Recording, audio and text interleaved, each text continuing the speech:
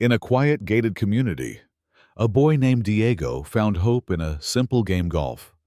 But what should have been a chance to grow turned into a battlefield ruled by an unforgiving HOA board member. When discipline crossed the line into cruelty, a father's silent fury ignited a powerful fight for justice. This is a story about standing up for what's right, protecting the vulnerable, and how sometimes the strongest swing is the one that breaks the cycle of bullying. Diego was always quiet, a boy content to stay in the shadows, his soft voice often lost in the noise of childhood. So when he asked to join the HOA-sponsored golf program in our gated community, I was surprised, but mostly, I was proud. Golf was different from the usual. It was poised, deliberate, and offered a chance for focus and calm. His eyes sparkled the first time he spoke about it, and for a moment, I dared to believe he had found his place. He practiced every night in the backyard with his second-hand clubs, lining up his clothes the night before like it was a holiday.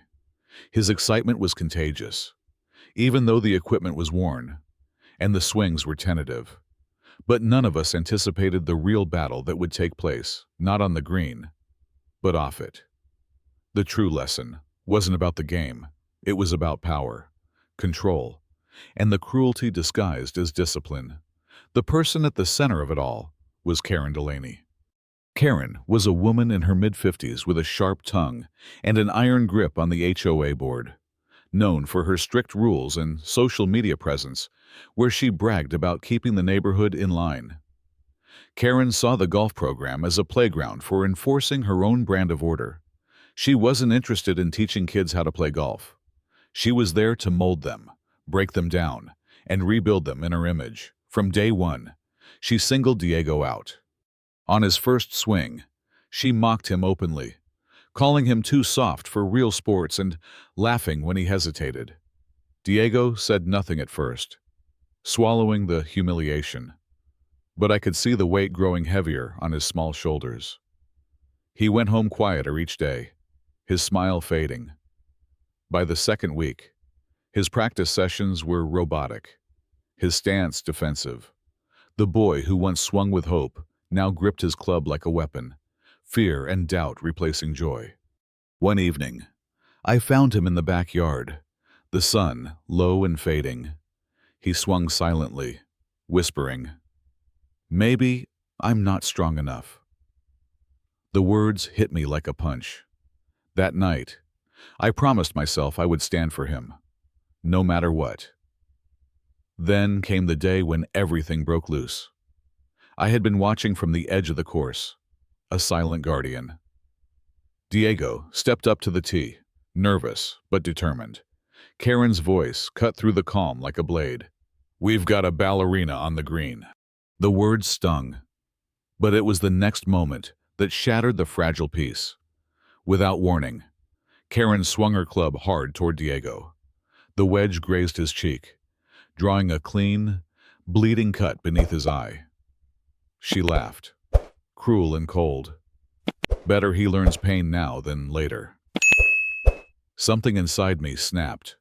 I felt the familiar rush of controlled fury I knew from my years in the military when injustice needed to be met with immediate action. I crossed the green with purpose. I didn't yell. I didn't threaten. I checked my son's wound, then turned to Karen. "You call that teaching?" My voice was flat, but deadly serious. Karen smirked. "If he can't handle tough love, maybe he shouldn't be here." I grabbed the driver from the golf bag, the very club Diego feared to use, and faced her. "Let's see how you like instruction." The butt of the club hit her ribs with a sharp jab. She collapsed, wheezing. No one intervened, not the coach, not the other parents. I dragged her by the collar to the 7th flagpole, the place where she had broken my son's spirit all week. "Kneel," I ordered. She refused. I dropped a golf ball before her and took my stance. My swing sliced the air inches from her ear. Blowing off her visor, she screamed a sound I will never forget. Then I did what no one expected. I forced her to hold the club, to swing it. Her hands trembled violently, knees buckled, and with a shaky tap, she barely nudged the ball forward. A crowd had gathered, parents, staff, HOA members, all watching, recording on their phones. You mocked him for being weak, I said, voice low but firm. Now show us your strength. She collapsed, silent and defeated. Sweat ran down her face, streaking mascara like battle scars. I didn't feel triumph. I felt pity. And a cold justice that whispered, "This ends now." Minutes later, she began gasping, panic overtaking her body. Coach Tyler called 911 as she thrashed, screaming, "Don't let them take me." I looked into her wild eyes. You knew what you were. Not anymore. The video of that day exploded online. Headlines branded it HOA monster, humbled by Dad's swing of justice. The community was split.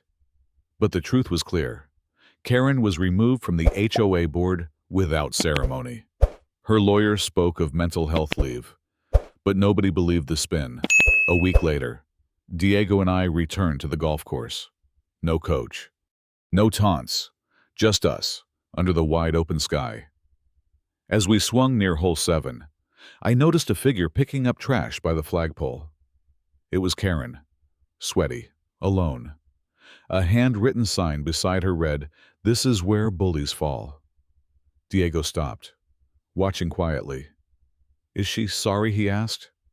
"I think," I said softly. "She's finally learning."